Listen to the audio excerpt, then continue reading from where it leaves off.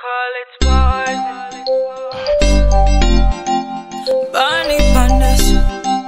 What's up, y'all? I'm back with another video, and this time it's study abroad. Like,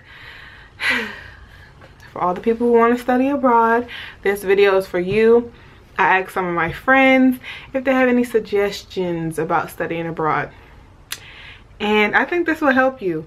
Okay, so take notes, put it in your phone, email it to yourself, print it, post it, I don't know, but keep it, because this is epic. This will help you survive in another country. Like, who doesn't want to prosper in another country? Okay, stay tuned.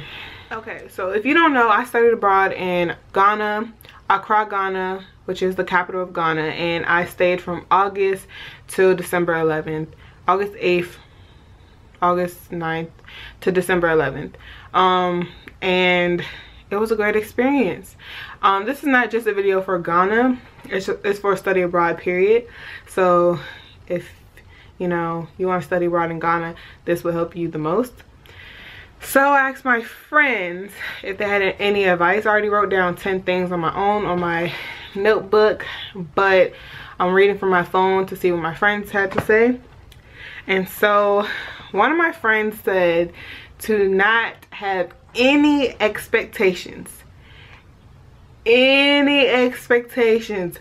Do not have any expectations, because if you go to a country for the first time and you have a lot of things going in your mind, like running through your mind, and you're thinking, oh, it's going to be bad, it's going to be good, or oh, it's going to be lit. Have no expectations, but just to make sure that you have yourself together. Meaning, you know, if it's a bad or a good experience, make sure that you have your phone in handy, hun, so you can go home, pick another flight. But have no expectations. Let it flow. When you let it flow, it's gonna be much better. Have no expectations, so therefore you won't even be upset. Anyway, that's number one. Number two, my friend, also, I'm gonna just give her a shout out, Kenya. She suggested to also not pack your life away. When I say Kenya packed everything like the world was gonna end and that we were gonna go to another planet somewhere in space, Kenya packed so much. It weighed more than her. Even one suitcase probably weighed more than her, because she's very small. But like, she packed so much, but I'm pretty sure it kind of came in handy at times, but she packed a lot. And so you want to make sure that you pack lightweight clothes if you're going anywhere that is extremely hot, or you know that tends to be hot, or pack things for a rainy climate. Like, to be safe, pack like a raincoat, some hiking shoes, some sneakers, some sandals, some flip-flops. Pack all of those things, because the weather changes regardless of where you're at, unless you're in Antarctica. Third, you need to know the history a little bit. Now, when I studied abroad in Ghana, I did not think about, well, actually I did think about the history, and my source of research was YouTube, because I did not have time to be looking at all these internet articles. Like, no ma'am. Yeah, of course I look to see if they're in any type of war, but if they're not in war, I'm not concerned. I'm not concerned, because that's all as long as I'm not about to get shot, I'm good. So make sure you know if they are in any type of war with any country, because some of the people that I was with, when they arrived in Ghana, they went to different countries and things like that. But you need to make sure that if you're leaving Ghana and you go to a country that they're not dealing with, it probably will be hard for you to come back, and it's just not a good look. So yeah, and then you just stay out of it. Just stay where you are, unless you know for certain that, you know, unless it's a neighboring country like Togo or something that's just like an in and out situation. But yeah, just make sure you know the history and who they are dealing with. And so yeah. Number 4, this is important. Now, let me put my book down. you need to make sure your medical stuff is straight. If they give you a traveling insurance and like, not, you know, for your stuff, but like traveling medical insurance, meaning that you're taking on their insurance, you need to make sure you have your home insurance, that insurance, and all of the above. Like, no ma'am, you know, you're in America and you donate blood sometimes and blah blah blah. Do not be sitting up here donating blood to people. Do not go to a hospital and just get your like anything dealing with something piercing my skin and going into my veins. They were no, they were not. They weren't into it. They said don't do it because anything can happen. They can use dirty utensils unless it's like a dire need and like my leg got chopped off, like something where you just obviously need a needle. Just don't play around with medical stuff. Stay safe. So yeah, number 5 is very interesting. It's not in an order of importance, but number 5 is really interesting. In Ghana, they did not have our ketchup, like American ketchup, and if they did, it probably was so expensive, but we didn't see like our regular ketchup. And I think one time we saw it and it didn't taste like our ketchup, and the ketchup that they had tastes like, if you're from DC, it kind of tastes like a knockoff mumbo sauce. So it wasn't mumbo sauce. It wasn't good. It tastes like really sweet and just weird. So okay, number 6 is so important.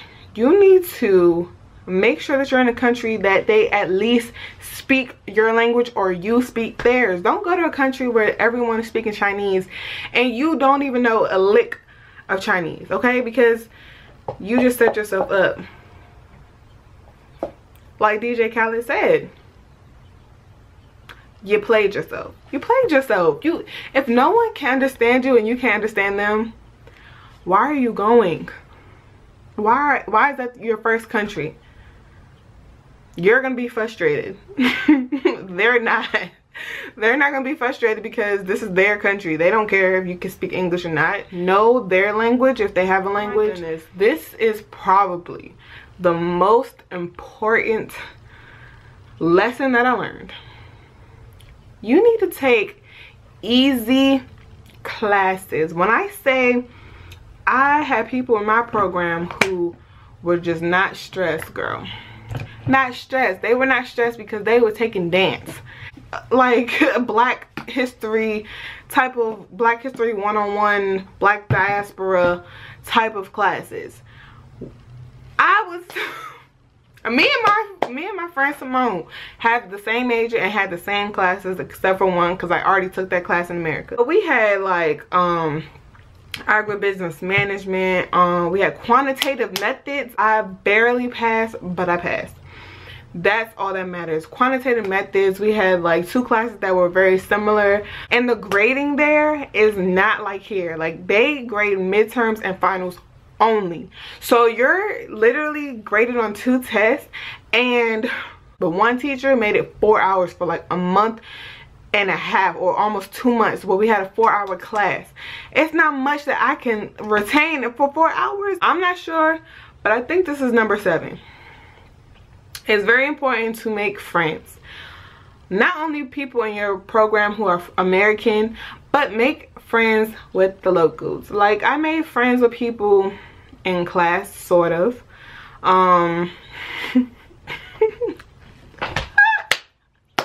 No, like that's funny because none of the girls in our class, like I said, me and my friend Simone had the same exact classes except for one. So none of the girls talked to her in that one class that we didn't have, and then none of them talked to us in the same classes that we had. They did not talk to us. Like one of the guys told Simone like, oh, they're upset because you guys are new and because, you know, basically we're like still in the shine. Nobody wants y'all. I'm like, nobody wants y'all. I'm here for school. Sir, if you're not a chief,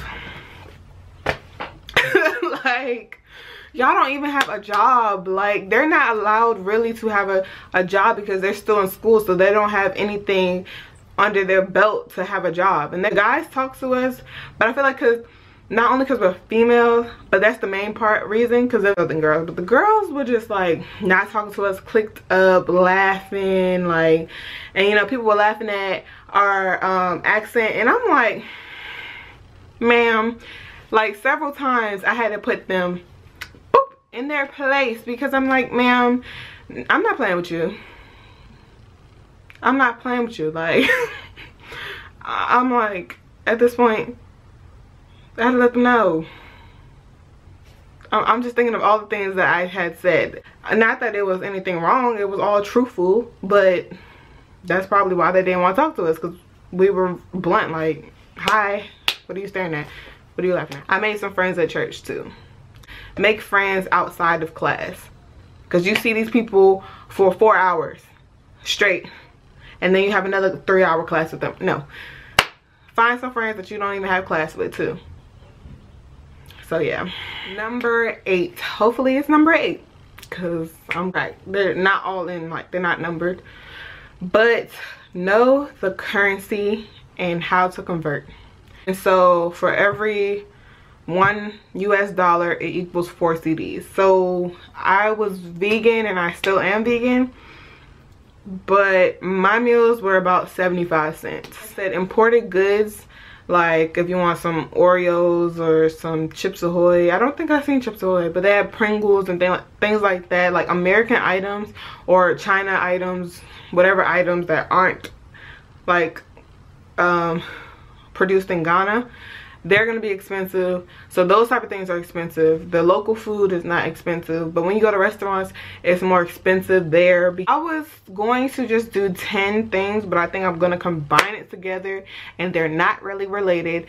But I probably should have mentioned this in like 3, 2, I don't know what number it was, but make sure that you dress appropriately. What might be appropriate here, like some shorts and a tank top, might not be appropriate in another country, so you need to know that. Yeah, just be mindful. But I mean, if you're in a serious country where like they will kill you over that, it's up to you. It's up to you, but keep that in mind. Now lastly, all I'm gonna say is like that through me studying abroad, I obviously want to share my experience, and I share it on campus, because this is just studying abroad. Outside of this, Ghana was so beautiful. Outside of like classes and things like that, it was beautiful. Like, I can do more videos on this, or like what the country was like besides school, because this is pretty much study abroad. But it was gorgeous. I got back to America. I had to make sure that I had my classes straight and all of that, and I chose 2 Ghanaian professors. One was just by default, and the other one was on purpose, because I noticed his name and I was like, oh, that's a Ghanaian name. So I clicked it and I said, okay, I'm gonna take his class. I don't know nothing about this man. He could be the hardest professor, but I'm taking his class. And so since I have 2 Ghanaian professors, I'm like, oh, I went to Ghana, so like, you know, we could talk about Ghana, all of that. Both of them like fufu. One's from Kumasi and the other one I forgot. But one likes fufu so much, like, and he was just disappointed that I did not like fufu. And the one from Kumasi was upset that Kumasi was not my cup of tea. So yeah, as you see, I'm making a great impression on my Ghanaian teachers. Anyway, besides that, like, they would quiz me on it, like, just to make sure I'm not playing like that. And so they'll quiz me on it every day, like, what region did you go to, da, da, da. Like, they'll ask me, but we make great conversations, and I'm like, oh, okay, you know, you might get an A+ because you went to their country. Okay, so I don't know, we'll see. We'll see by the end of the semester. But it's cool to at least go, or at least you know, interact with your teachers in some type of way, and that was the perfect way. See y'all later. Peace.